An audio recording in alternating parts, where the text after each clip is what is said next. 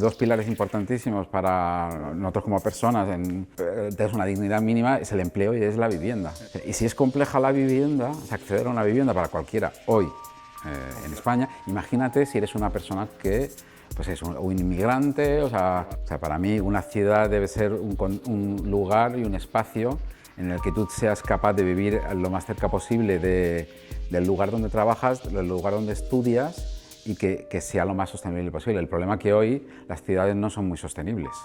Yo creo que en 10 años las ciudades van a cambiar muchísimo. ¿Por qué? Porque no va a hacer falta coche. Hay que ser valiente para apostar por una ciudad que sea sostenible y que empieces a sustituir espacio de calle pura, de asfalto, por espacio verde, en la que empiezas a generar la posibilidad que tú tengas todo esto conectado. Tienes que tener una apuesta valiente, que sabes que al principio se te van a criticar. Mira, a ver, en la innovación y en los grandes cambios sistémicos siempre se van a poner. Siempre.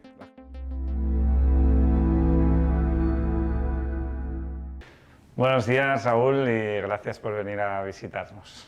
Bueno, es un placer estar con vosotros y pues, yo creo compartir este momento tan fascinante que estamos viviendo en España, ¿no? Háblanos, para que empezar ya por lo primero, ¿no? ¿En qué consiste la inversión de impacto para que alguien de la calle lo pueda entender? No para que lo entienda un financiero, sino para alguien de la calle. A ver, la inversión de impacto es algo, bueno, el impacto es algo, puedo decir, que está como muy de moda en los últimos años, y va a estar en los próximos años, ¿no? ¿Qué tiene de especial la inversión de impacto? Es un tipo de inversión cuyo objetivo fundamental es generar impacto social y medioambiental positivo, ¿vale? Es decir, que haya una intencionalidad de quien lleva a cabo ese proyecto o esa forma incluso de generar negocio, ¿no?, en la economía, pero con esa intencionalidad. Y luego, además de que haya esa intencionalidad de querer, tienes que ser capaz de medirlo y evaluarlo. Y eso es un tema fundamental, es decir... Que lleva un trabajo. Lleva un trabajo que es complejo, y luego hablamos de proyectos sostenibles económicamente. O sea, no es una labor de una asociación, de la labor un poco sin ánimo de lucro pura, sino que estamos hablando de proyectos que por sí mismos sean sostenibles económicamente y financieramente, pero que generen ese impacto social, ¿no? Y digamos que a nivel de inversión de impacto puedes tener interés en que sea, digamos, pro cambio climático, pro otro tipo de sectores, o tiene que cumplir unas características determinadas cualquier inversión de impacto. Bueno, la inversión de impacto está abierta a lo que es el impacto social y el impacto medioambiental positivo. Al final, el impacto puede ser negativo o no. Sí. Todo tiene impacto. De hecho, es uno de los primeros temas que tienes que pensar. Es decir, todo tiene impacto, pero estamos buscando inversión de impacto. De hecho, nosotros diferenciamos mucho a la inversión con la inversión de. O sea, todo puede tener impacto, pero en cambio esa diferencia es que tú estás buscando ese objetivo de generar un impacto social, ¿no? Y hay una conexión. Hoy no puedes abordar un proyecto sin la parte de la sostenibilidad. Y la sostenibilidad está vinculada al tema social. Por ejemplo, lo estamos viviendo, por desgracia, en España con lo que ha pasado en Valencia, ¿no? O sea, cuando ves el horror de lo que está pasando, que estás destrozando la vida de personas por una catástrofe, por realmente un desastre natural, todo eso tiene un impacto social. Si tú no abordas el cambio climático de una forma seria, generas a su vez un impacto social en la vida de personas. Y eso es así, está conectado. De hecho, Naciones Unidas son los primeros que no hablan de sostenibilidad y de impacto ambiental sin tener en cuenta esta dimensión, ¿no? ¿Y por qué crees que se ha puesto tan de moda en este último año o 2 años la inversión de impacto? ¿Tiene algo que ver con grandes empresas haciendo el famoso greenwashing o ahora impact washing, o por qué crees que ha pasado? Bueno, yo creo que es algo que va más allá. O sea, hace 20 años, uno de los temas que estaba sobre la mesa, la responsabilidad social de las empresas. Ha habido una evolución en la que pasábamos de, muchas veces hace 20 años, la responsabilidad social era algo pues, casi más de marketing de las propias empresas, y ha habido una evolución, y hoy no encuentras ni una empresa, sobre todo las grandes y las cada vez más pequeñas, que no hayan incorporado esa parte de esa responsabilidad social y de la parte de sostenibilidad.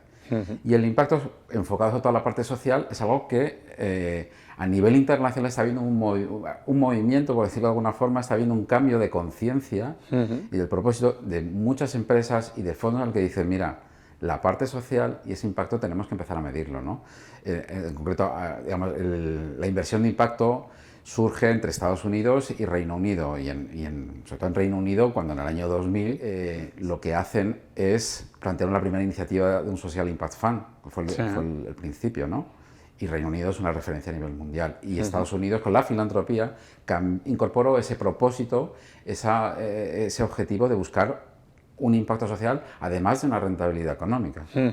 Si te fijas, al final, la inversión de impacto es un poco revolucionaria. Sí.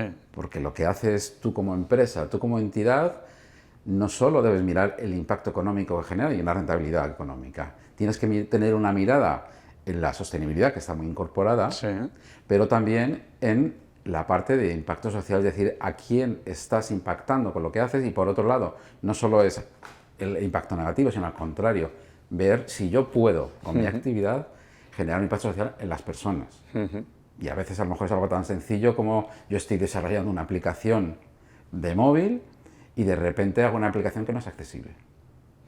¿A cuánta gente dejas fuera?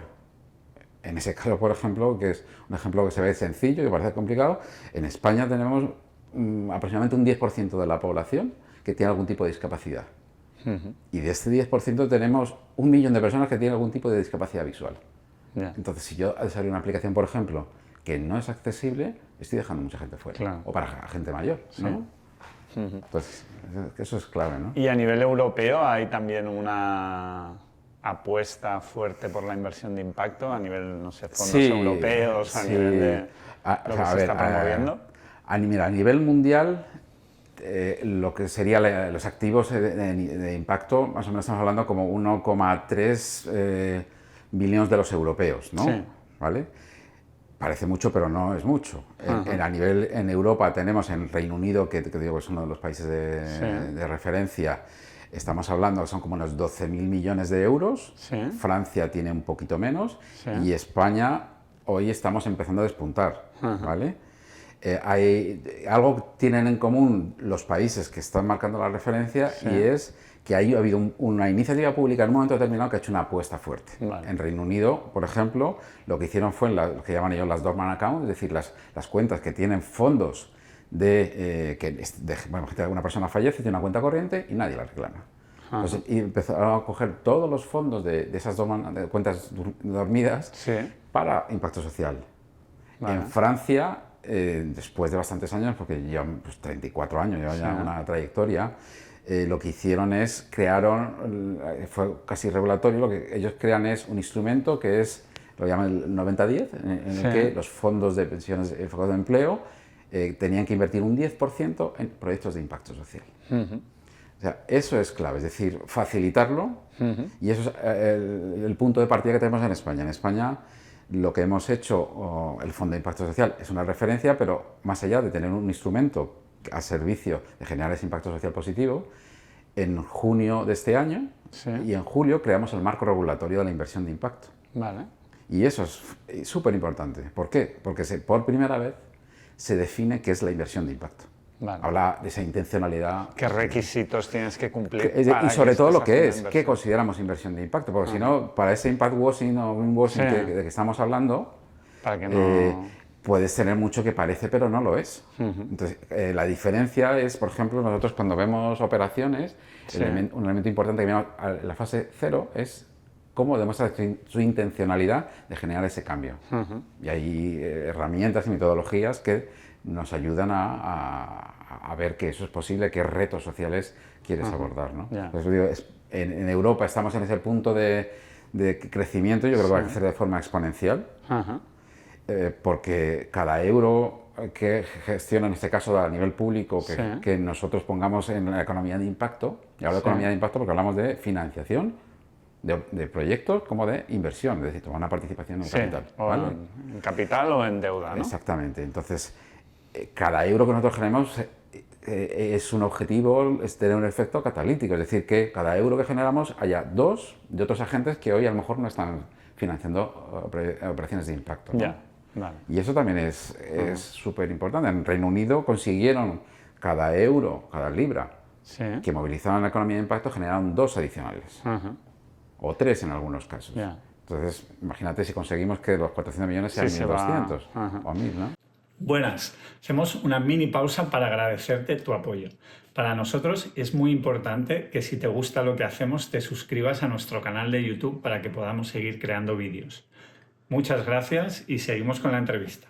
Porque a nivel nacional, digamos, de fondos, empresas que hagan inversión de impacto, ya sea a nivel privado, público o conjuntamente, ¿qué volumen hay más o menos ahora? Mira, según el último informe de SpainUp, que es la asociación que aglutina la parte importantísima de lo que es la economía de impacto en España, los datos que hicieron públicos pues hace un mes aproximadamente es que los activos que hay de impacto hoy en España son como 3.000 y pico millones de euros. Vale. De estos hay aproximadamente como unos 1.000 y algo que los tiene la banca ética. Hablamos al final que es otra forma es un sector financiero con un propósito muy concreto. Y el resto estamos hablando de fondos de inversión de impacto. En España tenemos 30 y pico, nos estamos acercando ya casi a los 40. Sí. Tenemos fundaciones y tenemos empresas que de alguna forma están generando impacto social. Hablamos de economía social y economía de impacto, porque están totalmente conectadas, ¿no? Y háblanos de Cofides, que es donde estás ahora. ¿Qué es? ¿Qué hacéis? Pues mira, Cofides es una empresa privada, pero que su capital es público-privado, que depende del Ministerio de Economía. Y es una empresa cuyo objetivo hoy fundamental es gestionar fondos públicos que generen un impacto de todo tipo. Puede ser fondos enfocados a la internacionalización de la empresa española. Cofides lleva más de 30 años haciendo esto, es uno de los instrumentos más importantes en la internacionalización. Y desde hace como 5 o 6 años está gestionando fondos adicionales, ¿no? En el COVID se le dio la gestión de FONREC, que era un fondo, era como la UBI para las empresas que gracias a este fondo de 1.000 millones de euros se consiguió que no se perdieran casi 40.000 empleos. O sea, fue clave, o sea, para ayudar tanto en temas de liquidez como empresas que estaban en una situación complicada, ¿no? Y en 2023, en la adenda que se hizo a los fondos Next Generation europeos, se le asignaron 2 fondos adicionales. Uno, que era el fondo de coinversión de 2.000 millones de euros para atraer inversión extranjera que realmente aportara valor a la economía. Y el segundo fondo es el Fondo de Impacto Social de 400 millones de euros, ¿no? En total estamos hablando que Cofides está gestionando como 6.000 millones de euros. Es un actor, yo creo, clave en lo que es en gestión de fondos y este públicos. concreto, digamos, de 400 millones de impacto social, ¿no? Que es donde estás tú, entiendo. Sí. ¿Hay qué tipo de empresas estáis buscando? Si alguien nos está viendo pues, y tiene interés, ¿qué requisitos se tienen que cumplir para que se pueda apoyar? ¿Se apoya con capital y con préstamo o con las dos cosas? Mira, el Fondo de Impacto Social, o sea, el FIS, que es este nuevo instrumento, nace con un objetivo fundamental que es apoyar proyectos que generen impacto social positivo. Estamos hablando de inversión que genera impacto, digamos, y ayuda a transformar también, ¿vale? Un impacto social en las personas y planeta, porque está conectado, ¿no? Y lo interesante de este fondo, más allá del importe que es muy grande, a nivel europeo no hay un fondo similar, lo que sucede es que tiene una flexibilidad muy grande para abordar la singularidad un poco de los proyectos de tipo social, ¿no? Y con lo que estaba comentando antes, ¿no? Es decir, hablamos de inversión de impacto, es decir, que tiene que haber una intencionalidad de generar ese impacto social, de abordar un reto social desatendido. El Fondo de Impacto Social tiene esa vocación, pero no solo tiene esa vocación de apoyar proyectos concretos, tiene una vocación también de ayudar a reforzar un ecosistema creciente y que está, desde 2018 ahora se ha multiplicado por 3. Y con esa flexibilidad y adaptado a la particularidad de los proyectos sociales. Hay proyectos que a lo mejor necesitan que aportes capital. Imagínate fondos de inversión de impacto que invierten a su vez en empresas de impacto social. Nosotros les ayudaremos a montar una participación en el fondo y que ellos a su vez tomen participación. O podremos financiar un proyecto de impacto social que lo lleve a cabo pues, desde una fundación, o sea, todo lo que es el ámbito también de la economía social. Y eso es fundamental. ¿Por qué? Porque es que hay mucho fallo de mercado, ¿no? A la hora de financiar proyectos de impacto social. O sea, digamos que invertís ya sea o o en fondos que ya son fondos de impacto o en fundaciones o en Lo que es toda empresas entidad. que tengan Eso un es. impacto social Exacto. concreto. Hay una característica fundamental, yo creo, del Fondo de Impacto Social, la flexibilidad. Flexibilidad de instrumento y flexibilidad de beneficiario. Y eso lo hace muy potente a nivel internacional, ¿no? Normalmente o haces una cosa o haces otra. Entonces, la clave, y Cofidis yo creo que es un experto en eso, es decir, la estructuración financiera de las operaciones, el ver la viabilidad financiera, es algo que sabe hacer, analizarlo. Y aquí lo que hacemos es combinar las dos cosas, es decir, vale, ¿qué es lo que necesitas? Teniendo claro que es una inversión de impacto, y luego vamos a ver cómo lo vamos a medir y ayudar a lo que es a poner en marcha un proyecto que genere impacto social, ¿no? Y eso es la clave, ¿no? Y entiendo que arrancáis ya en breve en inversión en operaciones. Ya Sí, o sea, desde octubre de 2023, que fue cuando se aprobó en el Consejo Europeo, hasta hoy ha habido, digamos, sobre todo un hito fundamental, que fue primero tener un marco regulatorio. La Comisión Europea nos exigía que teníamos que tener un marco, de hecho una norma con rango de ley, que eso fue también lo más complejo. Y luego desarrollado con acuerdo Consejo de Ministros. Eso se hizo en junio y en julio de este año, en el verano.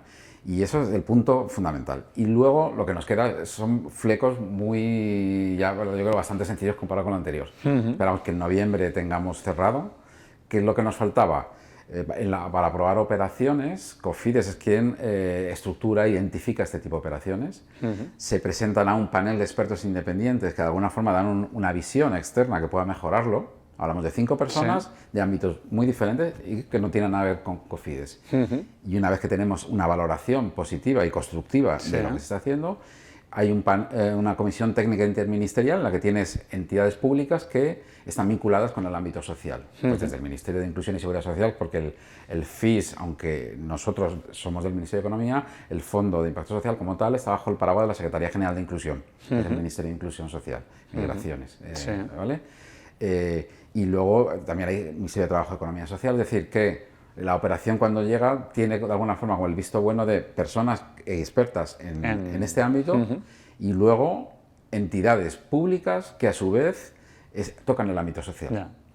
Y esperamos que ese proceso pues, seamos capaces de gestionar de forma que no sea realmente un problema, porque si llega el camión de bomberos 2 días después de que empiece el incendio, va a llegar tarde. Ya llega tarde. O sea, ¿y tenéis como unas cantidades mínimas o máximas de inversión por proyecto, ya sea por fundación o en un fondo concreto de impacto? Pues sí, de hecho fue uno de los...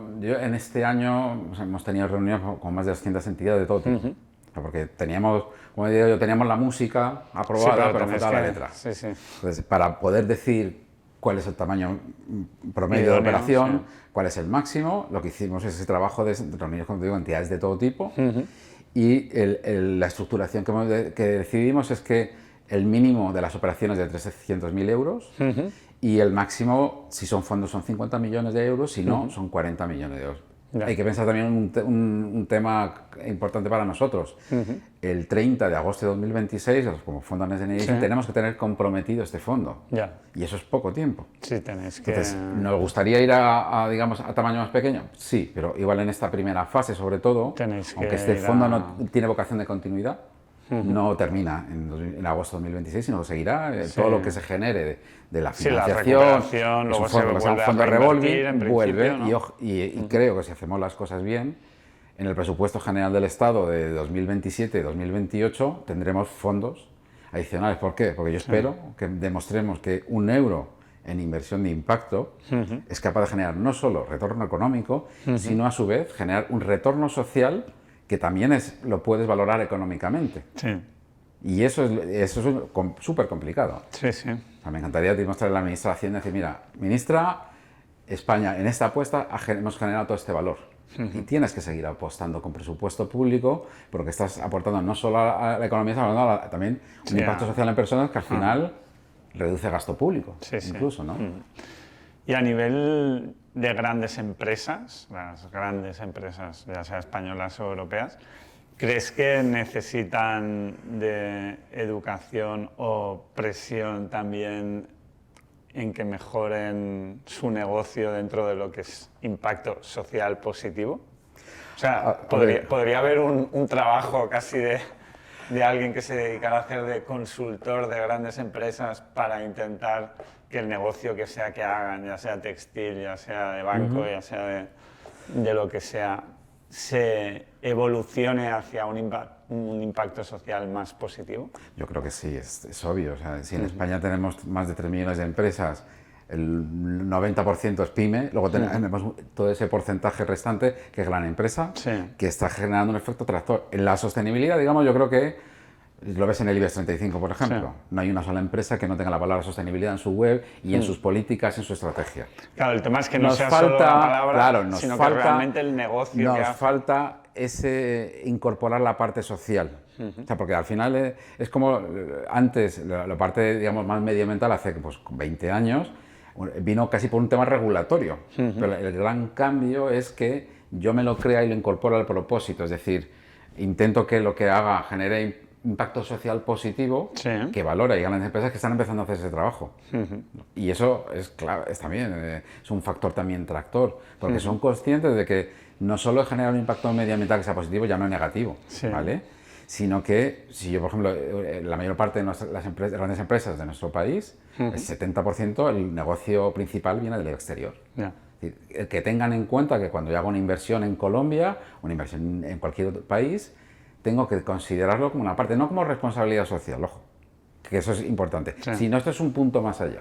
Es decir, bueno, ya que voy a hacer una inversión en Brasil, voy a ver si puedo, con la actividad que yo genero, puedo generar impacto social positivo. Y eso se va a revertir de forma positiva a tu propio negocio y la percepción de la gente. Claro. ¿Y hay alguna entidad o alguien que se dedique a hacer eso? Como a proponer, digamos, cambios a empresas para que su negocio evolucione hacia algo más de impacto social positivo sin perder la rentabilidad? A ver, con toda la evolución creciente que está viendo lo que es, digamos, el peso que está teniendo la economía de impacto, están surgiendo, afortunadamente, consultoras y entidades que están ayudando a empresas a hacerlo. Porque no nos olvidemos que yo lo he hablado con empresas, incluso con instituciones públicas, decir, yo sé que quiero hacerlo, pero no sé cómo. Porque en ese cómo, y de hecho el Fondo de Impacto Social tiene una parte que es una asistencia técnica para ayudar a gestionar ese cómo. Es decir, yo no sé cómo medir el impacto social, yo no sé cómo hacer lo que se llama la teoría del cambio en el ámbito de la inversión de impacto, que es fundamental. Es decir, yo tengo que hacer es una metodología, lo que te ayuda es a identificar realmente cuáles son esos retos sociales que quiero abordar, cómo lo voy a hacer, cómo lo voy a medir y ya pensando cuál es el objetivo que quiero generar. Y ya la fase final es el impacto, es la transformación que generas, ¿no? Entonces, en ese proceso necesitas, a veces más que saber, es tener teléfono el que sabe. O sea, gente experta, y cada vez más yo creo en las empresas lo tendrán como una área. Un consultor interno. De hecho, casi, no te voy a decir nombres, pero hay grandes empresas en nuestro país que están por primera vez incorporando, digo, la sostenibilidad ya está, la mayor parte está como parte incluso de mi negocio sostenible. Pero ahora hay grandes empresas que están diciendo, mi empresa es sostenible y socialmente positiva. Pero lo mido, o sea, no es que haga pum y genere impacto positivo, no. Te puedo dar una medición concreta. Te voy a dar una medición concreta de cómo lo hago, pero no solo por medir y mostrar lo bueno que soy. Para mí es el matiz, sino porque creo en mi propósito. De hecho, en España, a nivel mundial, tenemos todo el movimiento B Corp que te muestra eso. Es decir, que incorporas el propósito de generar ese impacto y haces un seguimiento y lo mides, ¿no? El movimiento B Corp está haciendo labores súper importantes. De hecho, grandes empresas en el movimiento B Corp, pero tenemos 3 millones y pico de empresas. O sea, imagina. ¿Cuántas empresas hay ahora en B Corp? Son 400 en España y creciendo, ¿no? Pero tú imagínate que a mí me encantaría, es decir, que llegara un momento que no habláramos de economía de impacto, habláramos de economía y habláramos que podemos hacer las cosas de una forma diferente. Ya sabemos qué es lo que pasa cuando no lo haces, porque los resultados y el mercado no lo va a solucionar todo esto. O sea, y es triste, pero es así. O sea, el impacto de la actividad económica en un país muchas veces se ve a largo plazo, pero el daño de lo que no has hecho se ve a medio y largo plazo. Sí, es así, ¿no? ¿Y hay alguna empresa grande que creas que sea un ejemplo a seguir a nivel de que ya Sí. aplicando la sostenibilidad y el impacto social. Mira, no te voy a decir empresas concretas, pero sí que te voy a decir ejemplos que yo creo son muy positivos. O pequeñas empresas. No, un ejemplo yo creo que nos ayuda mucho a ver qué es la inversión de impacto, ¿no? O sea, a veces lo digo, un ejemplo que conozco bien, que es como el Grupo Social 11, Sí. que todos conocemos, Sí. que es una referencia mundial de lo que es trabajar con personas con discapacidad, crea un grupo empresarial que es Ilunion, Sí. que a través de... Y tenemos casos concretos en algunas comunidades autónomas similares, ¿no? Pero es el ejemplo más conocido. Ilunion nace con el objetivo de generar empleo en personas con discapacidad. El empleo, en las personas con discapacidad, realmente hay como dos pilares fundamentales para que tú seas autónomo. Uno de ellos es el empleo, otro de ellos la vivienda, que es otro de los retos sociales que tenemos en España muy críticos, ¿no? Cuando ellos se plantearon generar negocios, una actividad que pudiera proporcionar empleo a personas con discapacidad. Hoy, para que te das una idea, ellos nacieron con ese objetivo de incorporar en teoría 1 de cada 2 personas fuera personas con discapacidad. Hoy casi están en los 2/3. Ya.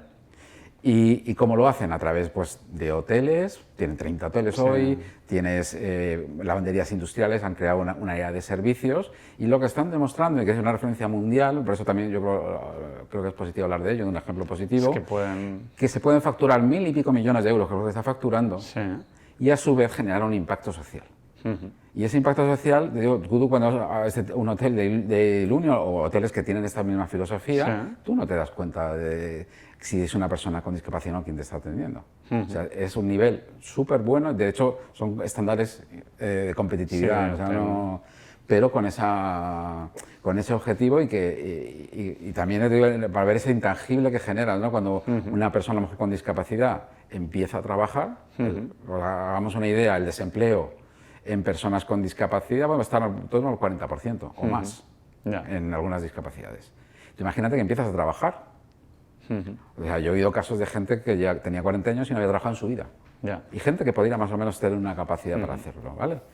Y una persona que a lo mejor está en su casa de repente empieza a trabajar, empieza a generar IRPF, empieza a cotizar a la Seguridad Social y a lo mejor si no estuviera trabajando estaría a lo mejor en su casa teniendo que ser a lo mejor cuidado por personas de su entorno. Personas que a lo mejor no podrían trabajar y si no trabajo lo mismo, no estoy cotizando a la Seguridad, con lo cual que ese efecto en la persona que es fundamental, es sentirme capaz, a su vez está generando a la sociedad mucho impacto económico. Y eso es lo que te comentaba al principio, ¿no? Tenemos que ser capaces de valorar eso, porque normalmente la forma en la que medimos es como son indicadores de industriales y de una forma solo económico, es decir, cuánto ingresas, cuánto retorno. Pues esto también es un retorno brutal, ¿no?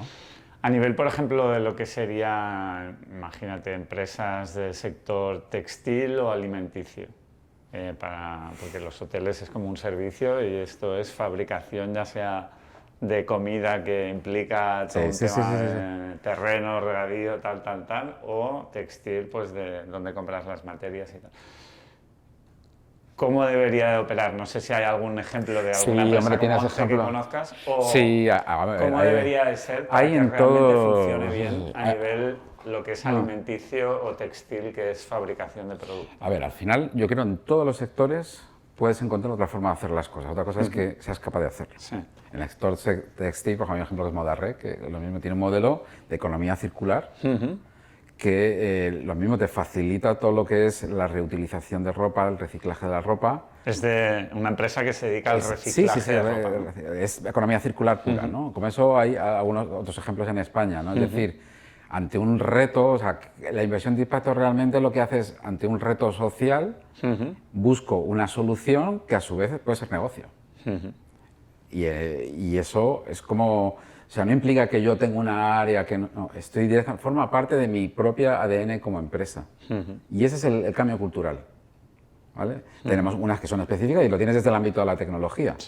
Hay ejemplos súper interesantes de startups y de empresas que están utilizando la tecnología para generar impacto social y facilitar la vida. Por ejemplo, muy poco un ejemplo como Irisbond, que es una empresa catalana que tiene a través de la inteligencia artificial lo que están ayudando es a detectar defectos visuales en personas que de otra forma sería muy difícil medir. Hablo de niños menores de a lo mejor de 8 o 10 años, gente con, a lo mejor con algún tipo de discapacidad, etcétera, que es muy difícil medirlo.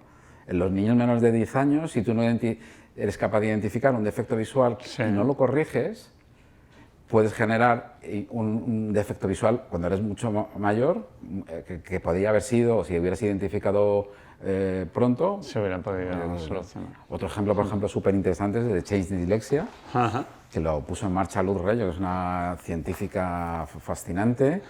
Luz Rello es una científica venida del mundo de la computación y que luego bueno, se formó también en Estados Unidos, que ella tenía dislexia. Ella con 12 años le identificaron que al final le dieron un nombre a un problema que ella estaba viviendo, ¿no? La dislexia es un trastorno de aprendizaje, ¿no? Entonces, ella con todo su trabajo posterior lo que hizo es, a través de inteligencia artificial y de juegos, ser capaz de crear una herramienta que detecta en fase temprana la dislexia.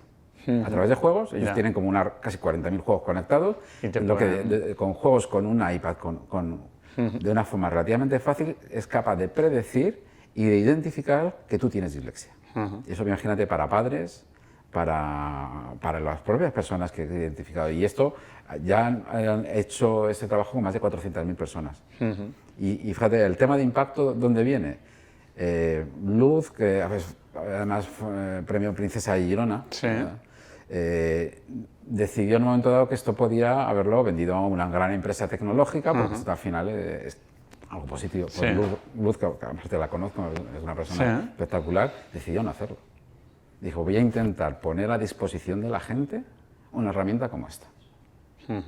Y está generando, o sea, vamos, yo conozco mucha gente que gracias a eso se le identificaron en sus hijos, etcétera, y que tú sepas desde un principio que tienes una dislexia, ese trastorno de aprendizaje es clave porque te puede mejorar la vida. Ya decía, yo creía que era de pequeña, yo creía que no valía, como que ¿cuántas veces me han dicho que tú no eres para estudiar? Yo simplemente tenía un trastorno de aprendizaje y una científica brillante, ¿no? ¿Y a nivel alimenticio, se te ocurre alguien que esté haciendo...? Bueno, a nivel alimenticio, digamos, tienes muchas empresas que están, al final trabajando en toda la fase de lo que es de la cadena de valor del sector. Y lo mismo, desde la trazabilidad en el tipo de producto, porque uno de los problemas que tienes cuando tú compras un producto alimenticio es que no sabes realmente, bueno, a nivel europeo, sabes que hace muy poco hay una normativa que lo que está limitando es que tú puedas decir que tu alimento es seco, bla, bla, bla, bla, y no lo es. Y que no lo sea. De hecho... Que también está de moda, ¿no? Decir que hombre, todo es claro, seco, todo es... es que hubo, a nivel europeo, la ESMA, que es una de las entidades que regula lo que es la financiación sostenible, es las que de alguna forma marca un poco referencia en esto, identificó que en todo, la mejora que generaba los porque dicen productos sostenibles y otros que no eran, un muestreo, a veces no había diferencia.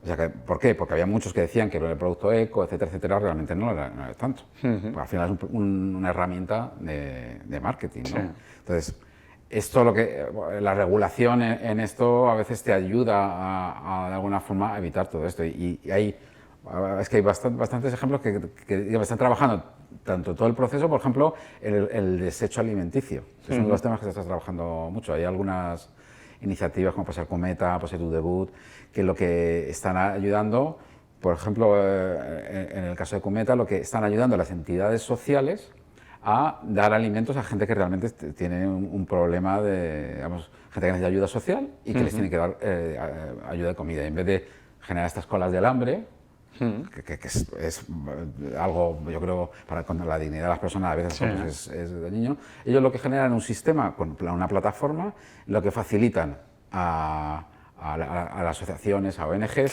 que van a dar ayuda a personas que lo necesitan, un bono que tú lo puedes canjear en supermercados. Esto algo que parece tan sencillo, pues no se había hecho. De forma que tú con ese bono, pues lo canjeas, es digital, y tú puedes hacerlo, ¿no? Y hay iniciativas, por ejemplo, uno por ejemplo, del ámbito de sinhogarismo que me parece fascinante a mí es el ejemplo de Tu Techo. Estuve con Blanca, pues, una pasada. Para mí es un ejemplo de cómo puedes abordar un reto grave que es las personas sin hogar de una forma diferente. O sea, porque todos tenemos claro lo que es la vivienda social en España, que por desgracia es muy baja. estamos a niveles ridículos, pero cuando tienes personas sin hogar, que estamos hablando de unas 40.000 personas en España, esto es una forma de abordarlo con incluso normas, como decíamos, reglas de mercado pura, porque tu techo hoy es una empresa, tiene una SOCIMI que cotiza en bolsa en el BME, y detrás tienes accionistas de todo tipo. Y lo que están es facilitando, ellos compran vivienda, pueden reformar, pueden construir y lo facilitan a entidades que trabajan con personas sin hogar. Y las personas sin hogar, de alguna forma, lo que tienen acceso a un precio muchas veces cero o a un precio muy reducido, el acceso a vivienda, pero muchas veces no. Yo he visto, esta Navidad estuve visitando asentamientos en Cabo de Gata. Yo me volví choqueado. En Cabo de Gata, sabéis, en toda la zona de Almería, que es la zona del mar de plástico, son 40.000 hectáreas, estamos hablando de 40.000 campos de fútbol. De hecho, si tú ves desde el espacio, la NASA, en las únicas zonas del mundo, y lo que identificas que hay una construcción de algo, curiosamente, es esa zona. ¿Vale? Hay una foto de satélite que es impresionante porque se ve el mar de plástico, ¿no? Y en ese mar de plástico, en Almería, tienes 3.000 personas que están en asentamientos, trabajando ahí, viviendo. O sea, son gente que no son temporeros, no estamos hablando de temporeros, estamos gente que está trabajando en todo lo que es la recolección de temas agrícolas. 40% más o menos de la fruta y verdura que comemos viene de ahí, que está en condiciones infrahumanas. Y Blanca, digamos, con tu techo, estuve con ellos recorriendo los asentamientos, que te parece mentira que en 2024 en la Unión Europea veamos eso. Dijo, bueno, vamos a hacer en esa zona, y uno de los temas que están trabajando es una alternativa al acceso a vivienda. Pues muchas veces, digo, no son temporeros, no es gente que viene y se va, sino hay gente que lleva años. Cuando hablas con gente te lo cuenta, es el acceso. Hay gente que no se la alquile directamente. Entonces, ellos lo que están facilitando es que esas personas puedan tener una vivienda en la que vivir. Y eso es clave. O sea, yo creo que hay dos pilares importantísimos para nosotros como personas en que seas... digamos que tengas una dignidad mínima, es el empleo y es la vivienda. Y si es compleja la vivienda, o sea, acceder a una vivienda para cualquiera hoy en España, imagínate si eres una persona que pues es un inmigrante, o sea, que igual no tienes papeles, o los papeles es un proceso, incluso teniendo papeles no es nada fácil, ¿no? Entonces, para mí, digo, es una forma de abordar, y esto es inversión de impacto. Estamos hablando, esto desde luego no van a ser las mega rentabilidades, pero lo que sí que estás haciendo es con algo que es sostenible económicamente, abordando un reto social muy complejo que es el secundarismo. Y no solo es darle una vivienda, sino es ayudarles también a tener un futuro. Pues hay veces es simplemente como enseñarles español. Un apoyo que va más allá de una... techo, más allá del techo, ¿no? Es más allá de... y eso, o sea, lo digo ahí. Ejemplos fascinantes, súper interesantes, pero que se pueden replicar. O sea, Ya has participado en diferentes artículos y demás. Había uno sobre cómo serán las ciudades del futuro, ahora que hablábamos del techo, ¿no? ¿Cómo crees que deben ser las ciudades en un futuro medio plazo? A mí tuve una experiencia total. Impacto positivo. Yo trabajé en ONU Habitat, que es el Programa de Naciones Unidas para los Asentamientos Humanos. Para mí fue una experiencia súper interesante. Y los datos de ONU Habitat dicen que de aquí a 2030-2035 tendremos el 70 y pico % de la población en el mundo que estará en ciudades. En España esos datos son el 80 y pico %, ¿no? Entonces, el problema de todo este crecimiento que estamos en el papel de las ciudades es que las ciudades no son, en la mayor parte de los casos, el crecimiento no es humano. O sea, para mí una ciudad debe ser un lugar y un espacio en el que tú seas capaz de vivir lo más cerca posible del lugar donde trabajas, del lugar donde estudias, y que sea lo más sostenible posible. El problema es que hoy las ciudades no son muy sostenibles. O sea, no están pensadas... Habréis oído, todo el mundo conoce lo que es esa propuesta de la ciudad a los 15 minutos, es decir, realmente que tú tengas a una distancia realmente que te permite casi ir andando o ir en bicicleta, de la forma que sea, el ponerte en una ciudad sostenible. En eso hay un dato que me pareció súper interesante.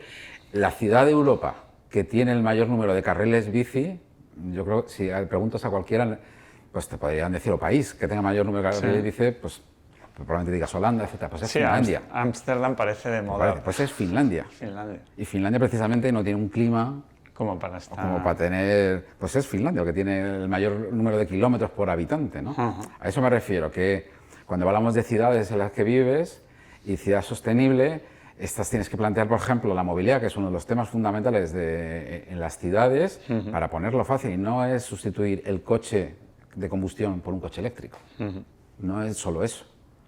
Es que no haga falta coche.